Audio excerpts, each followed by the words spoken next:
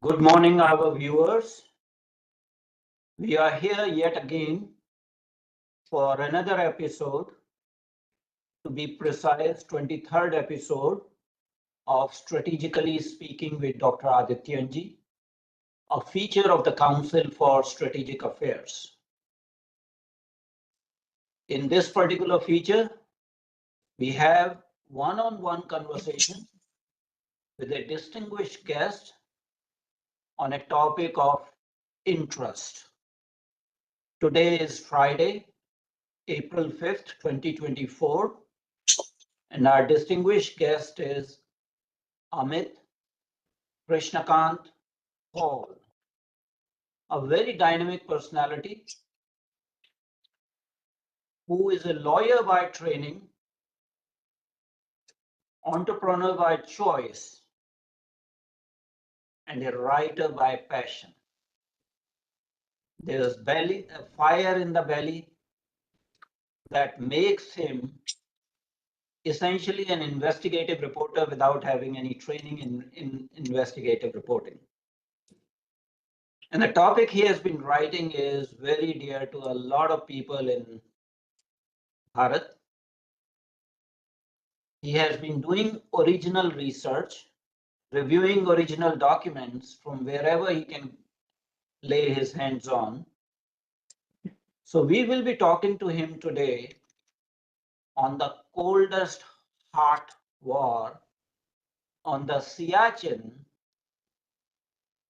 if I use the British pronunciation glacier, and if I use the American pronunciation glacier. So everyone knows that there's a hot war going on. It's the coldest war in the entire world at the highest place. And Amit has tracked down this particular war almost continuously. 2 years ago, he came with a book by name Meghdoot. As we speak today, he published an article in the Indian Defense Review titled Siachen, Vaisakhi and Meghdoot. So for our viewers, welcome to Amit K Paul. We are going to have a one-on-one conversation with Amit on this ongoing war. Welcome to our platform, Amit. Thank you so much for having me, Dr. Thank you so much. And I must laud your commitment to this cause, because it's 6 a.m. in the morning at your part of the world, and you are here having a one-on-one on Siachen. Well, that is what we do. So we are very glad that, Amit, you found time in your busy schedule to talk to us. For our viewers, we talk about Siachen Glacier or Siachen Glacier. What is the literal meaning of Siachen? Siachen in Balti language means land of abundant roses. Absolutely. And I thought that, I may clarify that for our viewers, that this coldest war is happening in a place that is named as land of abundant roses. So Amit, we will start with you. Give us your perspective, what is the origin of this coldest war on Siachen Glacier? Dr. You've hit the nail right on the head, actually, when you were asking me about the genesis. And what my research has actually shown so far is that what actually happened is that once on 13th of April 1984, India moved on to the Siachen Glacier heights, then obviously a position had to be articulated in Pakistan. So therefore, a lot of arguments were conceived, and these arguments were conceived post 84. So these were essentially arguments conceived in hindsight and some ex post facto rationalizations. And essentially, these constitute the bulk of the Pakistani case, which attempts to create some semblance of a right or a claim. And this was non-existent from 1949 till 1984. Now, unfortunately, what happened that when this was being done by scholars, by academics, and by by military people post 84, a lot of distortions crept into the discourse. So essentially, the entire discourse post 84 is plagued by a lot of misinterpretation of facts, a lot of misrepresentation of facts, and selective presentation of facts. And we come to know about what Pakistan was doing at that point of time only through some authoritative works which have emerged post 90s. So you've got General Musharraf has written his autobiography, In the Line of Fire. Then Lieutenant General Jahandad Khan wrote a book, Pakistan Leadership Challenges. Now he was the 10 Corps commander at that point of time. And then General Khalid Mahmood Arif, who was the Vice Chief of Army Staff at that point of time, he's written a book, Zia, Working with Zia, in which all these new facts have come in, which essentially demolish what had been argued earlier on the Pakistani side, that India had been planning to occupy the glacier since 1978. We had sent soldiers for training to Antarctica and so on and so forth. Because once India moved in, the entire thrust was to kind of show that the Pakistani soldiers had acquitted themselves in very well and been able to thwart the Indian advance. When actually this was not so. Facts show that India actually went in to preempt Pakistan as written by General Jahandad Khan and General Musharraf. Now, so Pakistani activities of this period are completely silent and people don't know about them, especially in Pakistan. So unless you remove this wheel of distortion which has crept into the discourse, we will never be able to identify the genesis. Now, to go back to the genesis of this dispute, I'll have to take you back to 1949. Actually, after independence, when we fought our first war on Kashmir with Pakistan, then a ceasefire took place on 1st of January 1949. Now, the ceasefire agreement that was negotiated at that point of time on 27th of July 1949 is called as the Karachi ceasefire agreement. Now, essentially, this agreement is what governs the entire area where we see this dispute happening from 1984. What this agreement essentially did was that it delimited the ceasefire line between India and Pakistan. And as far as Siachen is concerned, this region is concerned, it said that the ceasefire line has to go from Dalunang eastwards, and it has to go to a place called Khor, a region called Khor, and thence north to the glaciers. So that was what was written in this agreement. And this is clause B2D of that agreement. And then it also had an overriding clause which said that you need to demarcate this line on the field in such a manner so that you don't leave any no man's land. So at that point of time, the mandate that was given to both the Indians, and this agreement, mind you, was negotiated by the best of the brains on both the sides. So from the Indian side, if we had Lieutenant General Sri Nagesh, Major General Timaiya and Sam Manekshaw. From the Pakistani side, we had Major General Cawthon, and then we had Major General Nazir Ahmed and Brigadier Sher Khan. So after an entire year of negotiations, you have an agreement which gives you a mandate and tells the demarcating teams that, look, you go north to the glaciers and go and demarcate this boundary, a ceasefire line, in such a manner so that you don't leave any no man's land. But what essentially happens is that when this demarcation takes place, which takes place subsequent to this agreement, this is a delimitation agreement. The demarcation happens subsequently. And that is evident from the agreement itself because the clauses mention that you shall do so subsequently. You shall reproduce the line on a 1-inch map sheet, etc., etc.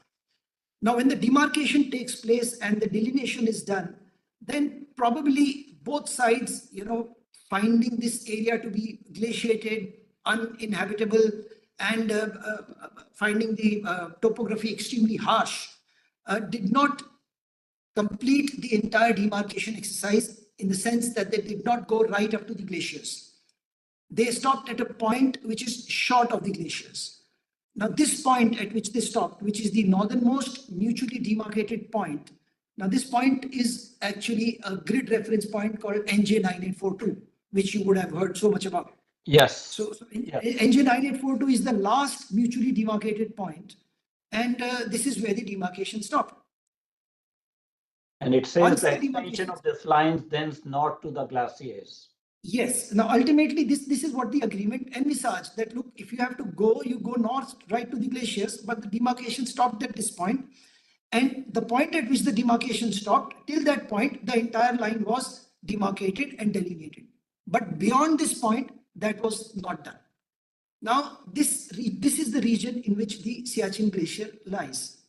And as far as both India and Pakistan are concerned, their positions regarding this agreement are pretty much the same, were the same between 1949 and 1983, which is that the agreement envisaged maintaining a status quo there. So both sides were very happy with the status quo, which was that we will not go into the area, we will not militarize the area, and we will keep it pending mutual demarcation and delineation. So that was the status envisaged in the agreement, because the agreement mentioned that you shall demarcate the entire region mutually in the presence of UN observers on the basis of the factual positions as on 27th of July 1949. So both sides were ad idem as far as this is concerned, and that is the reason why from 1949 till 1983, this area did not see any skirmish. We fought 2 wars in 65 and 71, but there was complete peace in this area. And that is why I say that despite our historical differences on Kashmir, this was one area where we had agreed to agree in writing through this agreement, and where we had said that, look, we are not going to go here, we are going to maintain status quo. And this is confirmed actually by the writings of General Khalid Mahmood Arif. When you see his book, Working with Zia, and he wrote an article in Dawn in 1989, India Siachen Misadventure, he's very clear when he says that Pakistan abided by the Karachi agreement and maintained status quo in the region without and kept it demilitarized, and that is why we did not have any action in 65 and 71. So this is as far as the agreement is concerned. So we keep the agreement on the side now. There's complete peace at Siachen, 649 to 83, no skirmish, complete peace. Area has been kept demilitarized by both the sides as per the agreement. Neither side has taken claim to the area. Neither side has shown this area, especially Pakistan, because it laid claim later. No map was produced in Pakistan in which this area was shown as its own territory. So that is the factual situation which emerges from 1949 till 1983. Now, during this time, something else was also happening, Dr. Once this agreement was signed, a lot of commentaries and a lot of books started appearing on Jammu and Kashmir. Now, if you see these books between 50 and 70, you find that various authors, in order to depict the state of Jammu and Kashmir, have shown a map of the state in the region. Now, for all these authors, it was incumbent that the map which they reproduce should actually confirm, the ceasefire line in the map should confirm with the line shown in the United Nations documents, which was agreed to by India and Pakistan. The line was, ending at NJ 9842, pointing northwards. But what these authors did in the 50s and the 60s is that they subjectively interpreted the line and changed its orientation. Some showed it eastwards, and some just completed it and joined it with the state boundary at any random point which they thought it should join with. So this is present in books which are written between 50s and 60s. But when did this distortion enter the cartographic mainstream? So now here we find that in 1959, the Times Atlas, which was printed in by John Bartholomew, now that carried this distortion without actually verifying what the line was in the primary source documents, which are the United Nations documents. So this cartographic distortion entered the mainstream in 1959 with the Times Atlas. And after this, one can't rule out other atlases following it. So now we have a situation that there are certain atlases and maps which are floating around which show the line correctly, but there are also atlases and maps which are showing an incorrect line which is meeting the state boundary at some point, which is the Karakoram Pass. Now, from the 60s, the American maps are also very, very important, because at this point of time, the State Department was also producing several maps of Jammu and Kashmir. In all these maps, the ceasefire line is depicted as per the UN maps, and it does not join the state boundary. That is, it does not meet the Karakoram Pass. But after 68, we see there is a shift in the American policy. So after 1968, what happens is that the State Department starts issuing maps of Jammu and Kashmir in which this line is joined with the Karakoram Pass. And once the Americans give their seal of approval to this kind of line, then there are more and more atlases which follow it. It was United States Defense Mapping Agency that began to change the map in 1967. No, so actually what happened was, Dr. Saab, in 1967, a tactical piloted chart was produced by the Defense Mapping Agency, which is TPC G7D. Now, this chart actually shows the air defense information zone lines. And visually, if you see this, it creates an impression that the ceasefire line is going towards the Karakoram Pass. But this was not the trigger point for the American administration to shift its policy. What happened in 1968 is something which we came to know of only in 2014, when some records were declassified by the State Department and the story was broken by Freddie Wilkinson in 2020. And that is that in 1968, the assistant geographer Robert Hodgson at the State Department, when he was confronted with this problem of depicting Jammu and Kashmir, because you see, at that point of time, depiction of Jammu and Kashmir was a big problem. India was claiming the entire state to be its own. Pakistan had a counterclaim. There was a certain area of Jammu and Kashmir which Pakistan had ceded to China. Now, how should someone show this map so that everybody is happy? Now, when confronted with this situation in 1968, Robert Hodgson said that, look, this line which is hanging in the air should actually be closed. It should be like a proper boundary line and it should not be hanging in the air. So therefore, I must extend it somewhere. Now, to extend it somewhere, he had to meet some point on the state boundary. Now, the most identifiable and recognizable point at that point of time was the Karakoram Pass. Because despite our war with China in 62, despite our differences, this was one point on which both India and China were physically present. So India was present at NJ 9842, India was present at Karakoram Pass. So Hodgson joined these two lines and issued a fresh guidance saying that henceforth all the maps showing the ceasefire line shall not show it ending at NJ 9842, but will extend it to meet the Karakoram Pass. We came to know of this guidance only in 2014. And this is the guidance because of which the State Department issued fresh maps post 68, in which this line, this extension till the Karakoram Pass can be seen. So this is responsible for the cartographic anomaly which was taking place at that point of time. But it is not this cartographic anomaly which created a problem. Because, you know, if this would have done so, then Pakistan would have claimed this region on the basis of this line at that point of time. Nothing of that sort happened. In fact, General Khalid Mahmood Arif writes very clearly that Pakistan, in accordance with the Karachi agreement, kept the area demilitarized because the status quo what has to be maintained and it had to be mutually demarcated with India. So therefore, there was no question of staking claim, because if they would have staked claim, that would have meant a violation of the Karachi agreement. So that didn't happen. There is no contemporaneous document. I've not been able to come through a single document from 1949 till 1983 in which Pakistan has officially or formally staked claim that this area belongs to us, or in which Pakistan, or an official map of Pakistan in which they have drawn this line. So however, Pakistani side was implying by, arranging a lot of expeditions, mountaineering expeditions with Western countries, with Japan, Germany, basically suggesting that de facto we control it because we are the ones who are organizing these mountaineering expeditions. Yes, so to an extent that is correct. I was just going to come to that point. You see, what had happened is that once an area has been shown in a certain part of the, in a certain region, it's natural that if, as an explorer, if I want to go and seek permission, I would go there. I mean, if I know that you're staying in New York, I will land at Newark Airport. And if I know you are in Chicago, I'll land at O'Hare. So if there were maps which were showing this region on that side, it's natural that explorers will go and approach Pakistan. Ideally, Pakistan should have said that, look, we don't want to give any permissions there because we have to maintain status quo. So you're right, they started giving permissions. But, in 1958, India also sent an exploratory mission to Siachen. In fact, the first Geological Survey of India mission went to Siachen, and it was a very well publicized expedition because that year was the International Geophysical Year.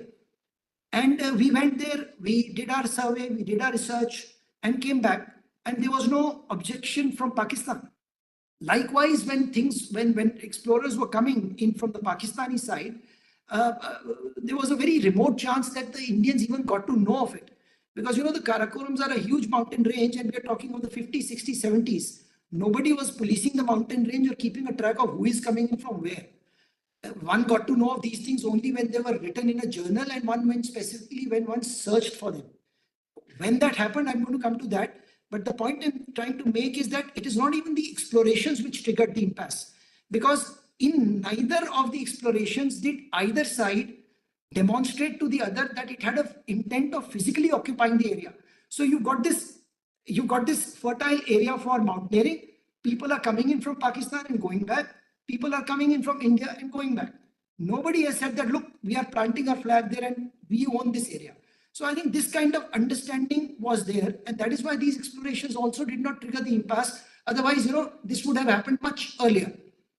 Secondly, I have not found any contemporaneous document to show that Pakistan or India took advantage of this factum of explorations having taken place to stake a claim, to say that, we've done so many explorations, so this area belongs to us. All these arguments came in hindsight in 1984, after India moved in. So from 49 till 84, there is no map, there is no argument. But after India comes in, then there is an analysis which takes place, and these arguments are given that, look, we have these explorations and all. So the explorations also did not to that extent trigger this impasse. What actually happened is that, in 75, there's an interesting role which had been played by two German explorers who were visiting India and who actually rafted down the Indus River with a gentleman called Colonel Narinder Bull Kumar. Now, at that point of time, Colonel Kumar was the commandant of the High Altitude Warfare School. And these two German explorers, one was a mathematician and the other was a physicist, Dr. Jaroslav Ponker and Dr. Volker Stahlbaum. So they met him in 75 and rafted down the Nubra. Now, during this trip, somebody suggested that they should also raft down, they rafted down the Indus. Now, during this trip, somebody also suggested that they should raft down the Nubra. Now, Nubra comes from the Siachen River. So the interest of these explorers was drawn towards Siachen. When they went back to Germany, they started reading more and more about Siachen, and this idea of taking a mountaineering expedition to a peak in that region that's called the Mammostown Kangadi germinated in their mind. So they came and met Kumar. They picked up some maps from Germany. These are again the American service maps in which there were no demarcation lines. These were old maps of 1955, pre-Hodgson's era. No demarcation lines. They picked up these maps and came to Kumar and said that, look, we want to go to the Mammostown Kangadi with you. This lies near the Siachen. And they gave the maps to him. Now, this proved to be a trigger point for Kumar that, once he had this map with him, he started doing his own research, and that is when he started finding out from journals about the expeditions which had taken place in the past. So 78, this is 1978 now.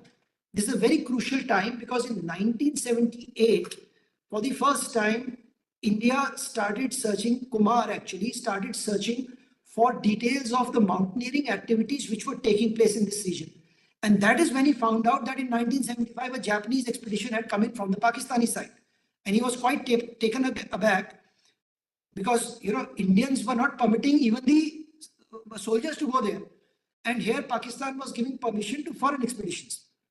Amit, I'm going to stop you here for a question.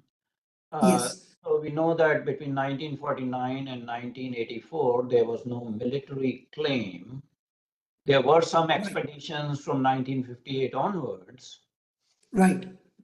But the geopolitical, or shall I say, oropolitical situation was changed by Pakistan in 1963 when it ceded the Shaksgam Valley to China. Right. Because that is contiguous with the Siachen Glacier. Right. Any comments on that event? See, so this is another argument which we see post 84. So post 1984, a very popular argument which was given in Pakistan was that after the Chinese 1963 pact with China, Pakistan assumed the imagination of an imaginary line which extended from this point, from Karakoram Pass to the Siachen, to NJ 9842. Now, this argument is again an argument conceived in hindsight post 84. And why I say this is because in 1966, Pakistan itself issued a map of the region on the basis of this agreement. And that map does not have this line. Okay. Number two, if in 1963, I'm talking of a survey of Pakistan map of 1966, which shows this region, but there is no line shown from NJ 9842 to the Karakoram Pass. So that is what Pakistan did in 1966. Now, even assuming, let me assume against myself that yes, Pakistan did entertain this thought that, okay, because of this agreement, now we draw an imaginary line between NJ 9842 and the Karakoram Pass, then surely they would have raised this issue with India. After all, we had so many engagements thereafter. We fought a war in 65, the Tashkent Agreement, the Indus Waters Treaty. We demarcated the border in Punjab. Simla Agreement. Not during one engagement did Pakistan say that, look, this region, because of this agreement, this region now belongs to us and this is the map.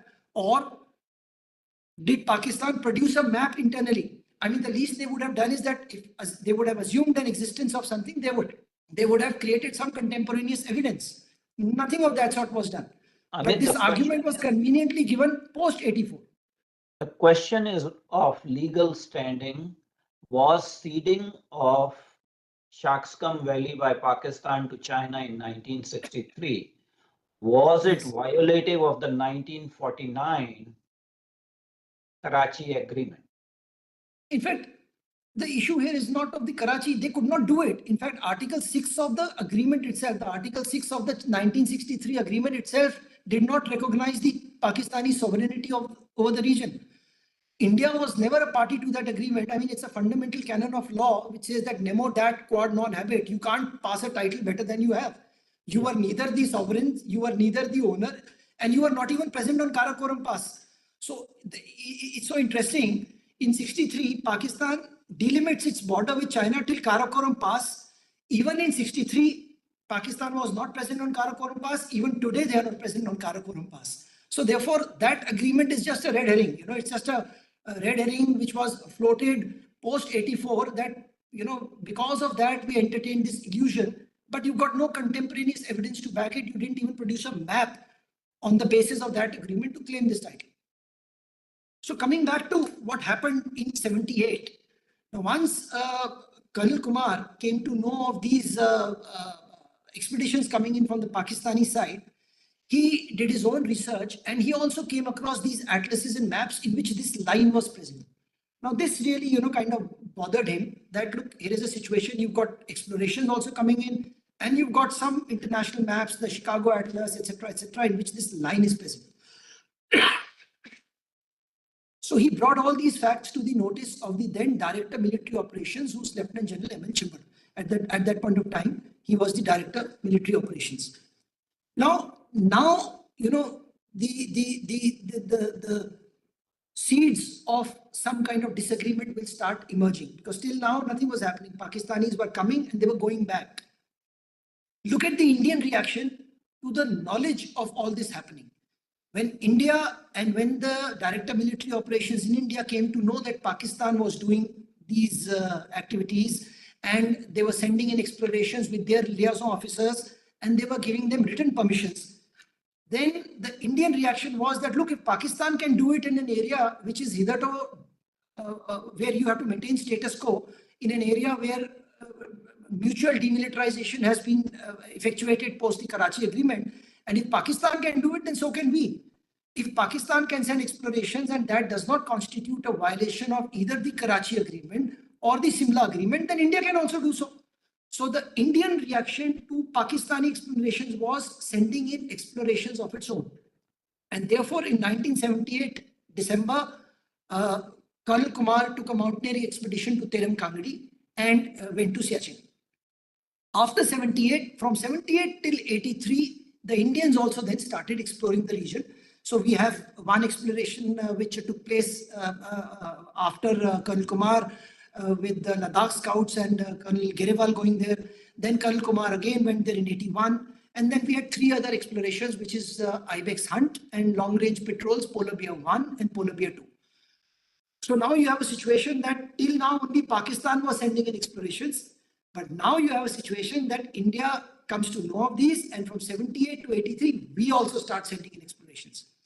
Now you'll have to see how contrasting reactions are there from India and Pakistan to this knowledge. When Pakistan came to know that India was sending in explorations, its response was in the form of a protest note. On 22nd August 1983, Pakistan sent India a protest note. And in this protest note, Dr. Saab, for the first time from 1949, Pakistan in black and white in writing said that the line of control extends from NJ 9842 till Karakoram Pass, and the entire region to the west of it belongs to us. Your troops are intruding. Please don't do so. So this is the only written document in which comes into existence, the protest notes of 1983, in which for the first time Pakistan stakes claim to that imaginary line which appeared because of Hodgson's actions in which gained popularity. It appeared even before Hodgson, as I told you, because of the distortions, but it gained popularity after Hodgson's approval to it. And in 1983, Pakistan laid claim to it. This actually set the alarm bells ringing in India. Now, till now, this had never happened. Our understanding was that as far as Karachi agreement is concerned, you've got to maintain status quo. The Pakistani understanding was also that you've got to maintain status quo, confirmed in writings by Jahandad Khan, confirmed in writings by Khalid Mahmood Arif.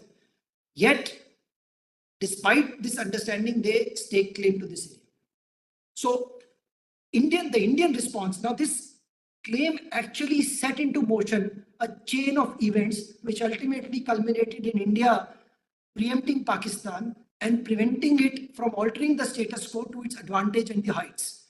Now, what was this chain of events? This chain of events was that, as soon as India came to know that there's a protest note in which the entire region has been claimed contrary to the understanding, we sent in a long-range patrol to the region. This was Polar Bear 2.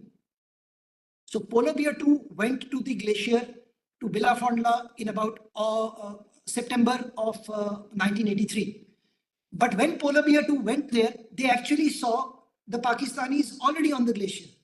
So not many people know it. The Special Services Group of the Pakistani Army was already present on Bilafondla in in September 1983, October 1983.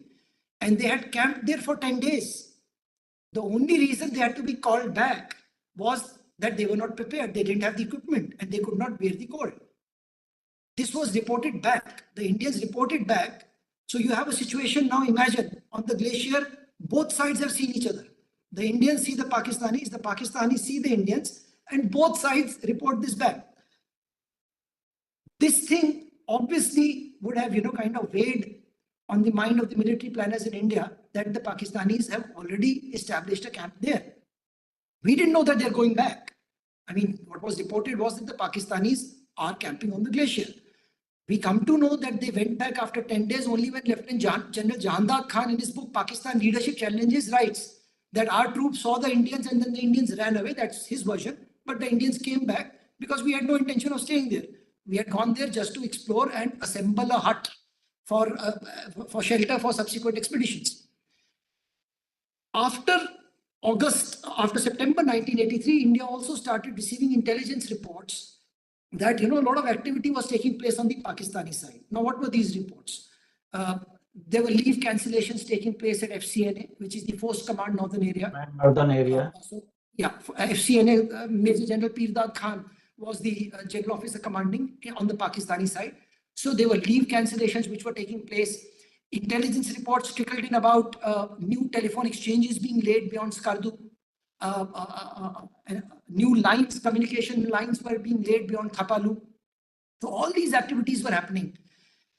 And we also came to know that Pakistan is in the process of hunting for equipment to for mountaineering and cold weather equipment for carrying out some kind of activities in the mountains. Now, this information. So this is the planning of Operation Ababil by Pakistan. Absolutely, you're absolutely right. And we come to know again from the General Jahandar Khan that in December 1983, a meeting actually took place at the General Headquarters, Rawalpindi, which was chaired by General Ziaul Haq, in which General Parvez Musharraf corroborates it, and he says that I suggested that we occupy the passes by 1st of March. We occupy the glacier by 1st of March. But General Pirdad Khan said that, look, it is too soon. And in the winters, we will not be able to reach there. Our helicopters will also not be able to fly. So let's fix the date as 1st of May. So the planning for Operation Ababil and occupation of the glacier and the passes in Pakistan took place before it took place in India, which is December. In India, the first serious preparation started taking place only end January and February, which is when Lieutenant General Chibbard took this initiative and wrote to the army headquarters saying that, look, this is some kind of activities happening here. And if the Pakistanis come on top, then we will not be able to dislodge them from these heights. So that is when this entire activity and planning started taking place, because we also got to know that the Pakistanis were buying equipment. And if they were buying this equipment from people in suppliers in Austria and Europe, the logical conclusion when you add this with the intelligence reports was that some activity is going to take place across the Saltoro Heights. So interestingly, this is an operation where, for the first time, you've got everything falling in place just at the right time for India. You've got timely intelligence, timely assessment of the intelligence, and then prompt action on that intelligence. Otherwise, something is missing somewhere. But thankfully here, all the three things, fell in place completely in sync with each other. So on 26th of March, then, we had a wargaming exercise at the 15 Corps headquarters in Srinagar. It was called Exercise Walnut Cracker. Now, in this exercise, we validated the plans and decided what is to be done, where it is to be done. And the decision was taken to actually heli-drop the troops to the glacier, because we felt that the time was of essence and we couldn't wait time. We couldn't waste time, and we couldn't wait for the weather to clear up. And therefore, it was decided that we, heli-lift a platoon and occupy the passes and effectively seal the Pakistani ingress. So the final approvals for the army came on about 31st of March. And then I've written an article today in the Indian Defense Review that 13th of April was Baisakhi, and this was chosen as the date for various reasons. It was a festival, it was an auspicious date, and various tactical reasons also. And Major General Amarjit Singh, who was the MGGS at that point of time, he had commanded a battalion whose raising day also was 13th April. So all those things put together, this date was chosen, and we found ourselves on top of the glacier. So that's how we actually ended on the glacier. And the impasse was actually triggered by this differential in reaction of both the countries to the knowledge that the other country is up to something.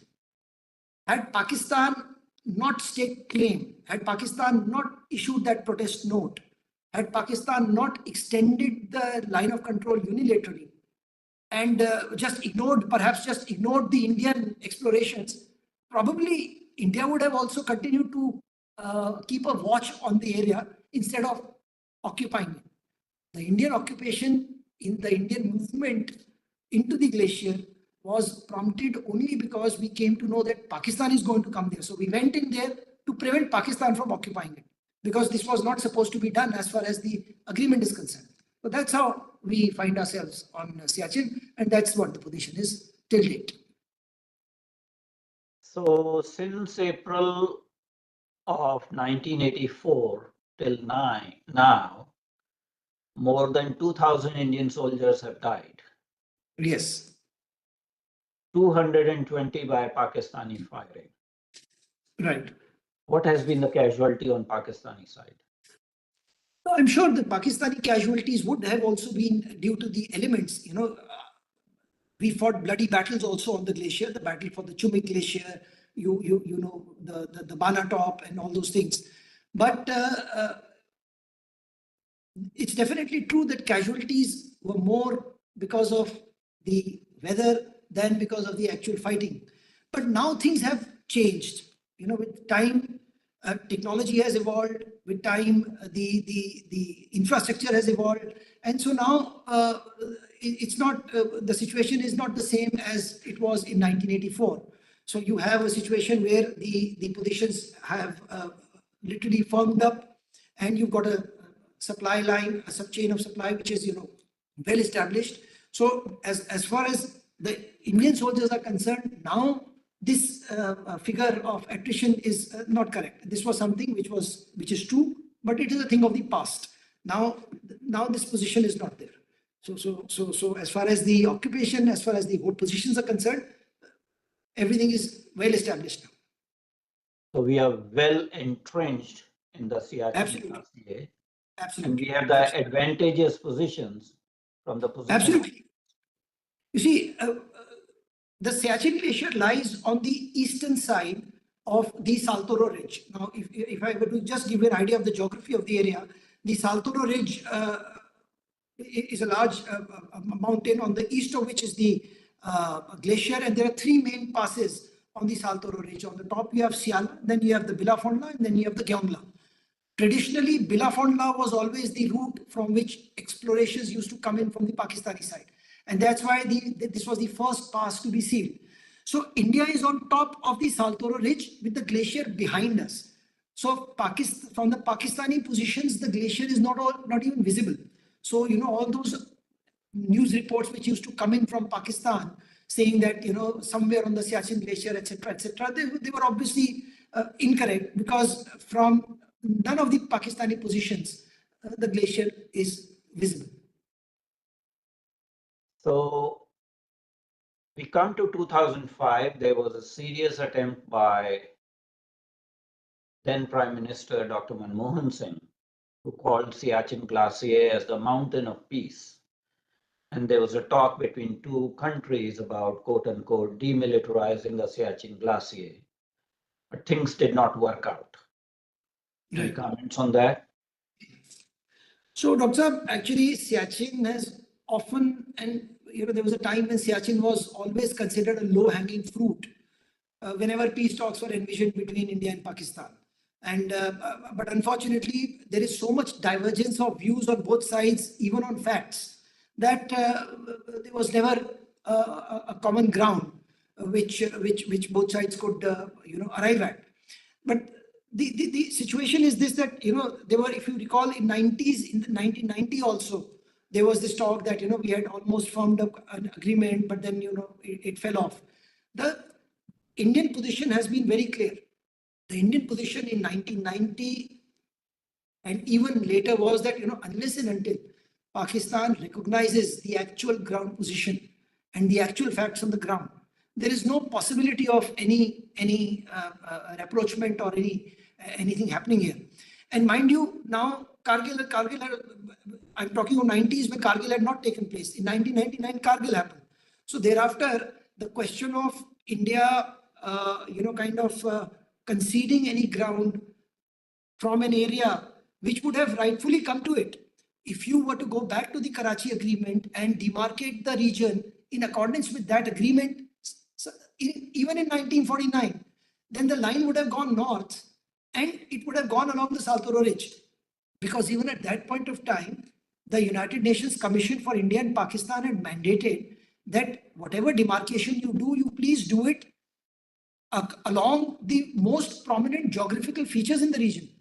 So I'm going back to 1949. Supposing all this had not happened, supposing the demarcation had gone as per plan in 1949, supposing people had not stopped short of the glacier at NJ 9842, then what would have the situation been? The situation would have been that the line from NJ 9842 would have proceeded north. They would have encountered the Saltoro, and being the most prominent geographical feature there, it would have gone along the crest of the Saltoro. So, and that is exactly where India is today. So therefore, the Indian position is is not only in conformity with what it would have got had the agreement been effectuated in 1949, the Indian position is also in conformity with international principles of making boundaries in mountains. I mean, just imagine the Pakistani claim line. It is an imaginary line. It starts from NJ 9842. And to have a border like that, first you have to blast through the Saltoro Ridge. Then you have to cut across the glacier. Then you have to blast through the eastern Karakoram mountains, the Terum Kangdi. And then you have to reach the Karakoram Pass. I mean, it practically also, cartographically also, this line is just not something which was ever contemplated by anyone. It's just something which, appeared because of an aberration which took place in 68. And interestingly, I must also tell you that in 1987, India took up this issue with the Americans. In fact, in 1985, our current External Affairs Minister, Dr. Jaishankar, wrote a letter in 1985 to the Americans saying that, look, the lines that you are showing in various documents is incorrect. So please do something about it. And probably that triggered a review within the American establishment. And in 1987, the Americans erased the Hodgson line. They had admitted their mistake.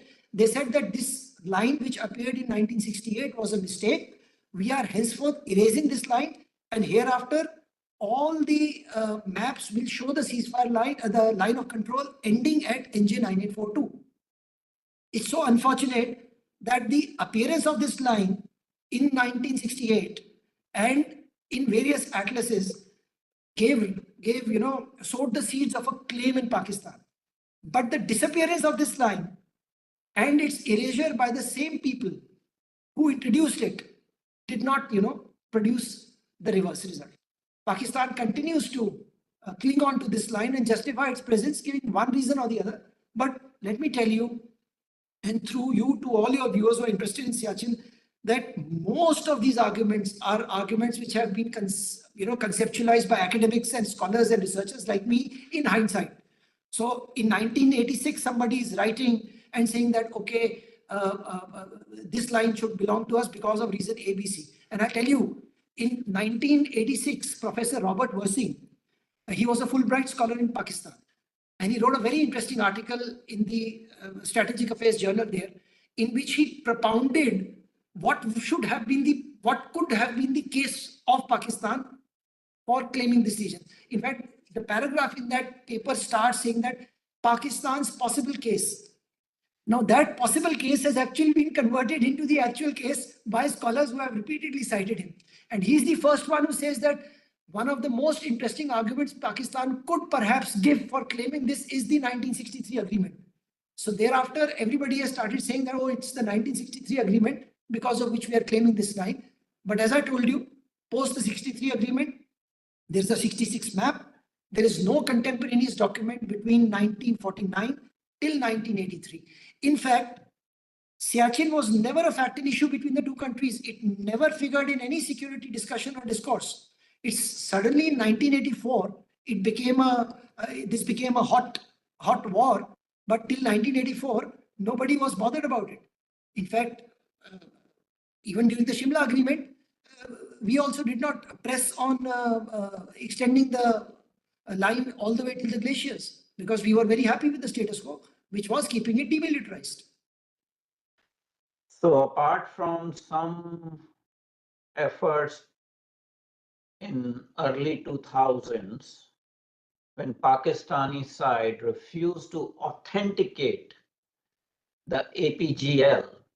Yeah, AGPL, yes. AGPL, actual ground position line. Actual ground position line, right. Which led to calling off the talks. There has not been any subsequent attempt. Absolutely, absolutely. And there has been no subsequent attempt. And rightly so, when you are in a militarily advantageous position and the other party is not willing to authenticate your current position, why would you, leave the area? Absolutely. Absolutely. So I would like to add here, not only are we in a military advantageous position, we are in the right also. So it's not that, we are doing something that if you even legally, if you see the whole thing, it's not that India has done something which was contrary to what would have actually happened if everything would have gone as per plan in 1949. I mean, given we had the element of surprise with us if we wanted. And when I interviewed Brigadier Channa, who was the 26th sector commander, he said that I had proposed going all the way down. In fact, I said that we should go cross the Saltoro and go down also. But India didn't do that. So the position which India is occupying is the same position which it would have got had everything been done in 1949. So it's not an unreasonable stand. I mean, I'm trying to understand and search for plausible arguments on the Pakistani side. Give me 3 arguments why this area should be given back to you. This is no argument that you are here. We are here because you tried to be there. So India occupied the glacier because had we not occupied it, Pakistan would have occupied it. Pakistan would have, and there is ample proof now. Our stand is vindicated. The far-sightedness of Lieutenant General Chipper and all those people, because naysayers are always there. Even in 85, you had articles saying that why people are going there. This is such a desolate area. There's no need. But imagine if we had not acted on 13th of April, on 1st of May, the Pakistanis would have been sitting there. And this has been corroborated and vindicated by all that has been written by General Pervez Musharraf in 2000. So now to say that Pakistan in 84 can actually send explorations, but that does not constitute a violation of any agreement. Pakistan can plan an occupation, that does not constitute a violation of any agreement. But when India acts according to an agreement which was executed way back, that should constitute all the violations, and we must, restore status quo ante. That argument, you can't blow hot and cold at the same time. So that is no argument in law actually.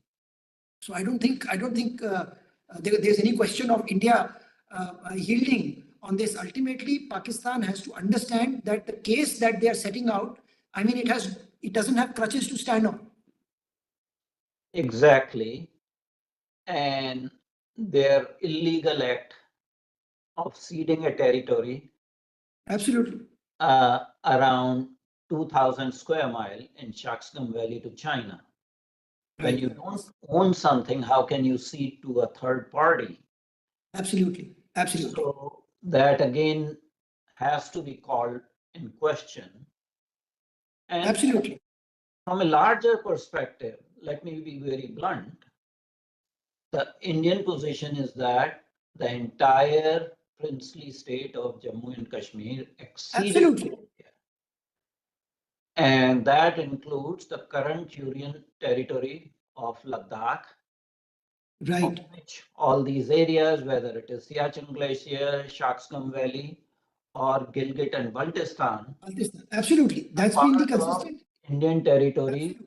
Under adverse possession at this point in time. Whatever we hold is ours. Whatever is under adverse possession will have to be vacated at some point in time. Absolutely. Absolutely. You see, it's again very interesting that the accession, once the accession of Kashmir took place to India, the sovereign rights passed on to the country, passed on to India. In fact, the fact that India had sovereign rights was also never disputed by the United Nations, because if you see the resolutions envisaged Pakistan to withdraw all their forces. India was not supposed to withdraw their forces. India was to reduce them to a level so that they were to maintain law and order, and then a plebiscite was to take place. But Pakistan never withdrew the forces, and therefore the situation, there was a stalemate. So therefore now to argue about UN resolutions and to set out a case for Kashmir or for Siachen, actually it doesn't make sense, other than giving some arguments for the people to keep them happy. Even the United Nations has said that the Security Council resolutions which are under Chapter 6, they're non-enforceable. Pakistan was the first country which did not do its own part. So actually the resolution said that the Pakistanis had to withdraw. The Commission shall notify India about this withdrawal. Thereafter, India shall reduce its forces to a level so that it is sufficient to maintain the law and order. But nothing of that sort happened. And India's position as far as Kashmir is consistent. from 47 till now, the position is consistent that Kashmir, Jammu and Kashmir is an integral part of the country, and that is how it is. Well, it has been a fascinating conversation with you, Amit. Somewhat of a more personal note. In 1984, you were 10 years old.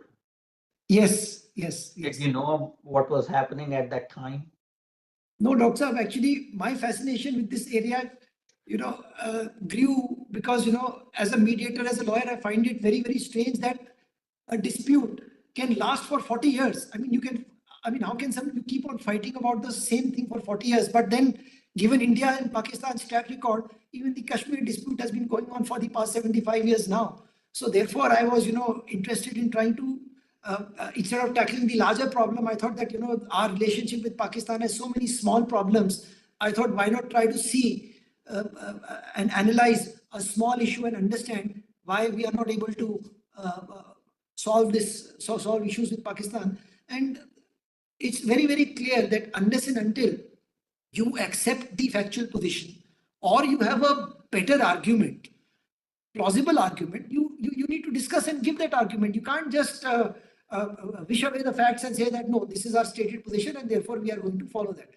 So therefore, unless and until you do that, unless and until you have a dialogue, there's no point in hoping that these kind of things will be solved.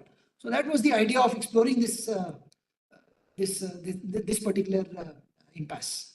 I must say that you have done a wonderful job in tracing the events, going back to the original sources. A lot of people will not go to the original sources. I know you have been very hardworking in trying to get the original documents, reading the original arguments from whatever library, and your interviews, first-hand interviews with the army personnel that actually were part of Operation Meghdoot. I think that shows your commitment to this particular cause. And I am really, really thankful to bringing the story of our brave warriors, who sacrificed their lives, and not only sacrificed their lives, who are still there. Absolutely. At this point in time. So at least one person from India is coming out and speaking the story without getting emotional, but being very objective, legal, taking a de facto as well as de jure perspective. Thank you so much. Thank you so much for your kind words, Dr. Saab. Thank you so much. It was a pleasure to have you on our platform. This is the first time you are on platform, Amit, although we have been talking about this for more than a year now. Absolutely, absolutely. My hope is that you will be coming on our platform in various other types of events as and when time permits, but absolute pleasure to host Amit K Paul on Council for Strategic Affairs on this very fascinating story of the coldest hot war in the Siachen Glacier. Thank you so much for having me, Dr. Saab. Pleasure talking to you, pleasure interacting with you, and I look forward to meeting you more often. Thank you so much. Thank you. Okay.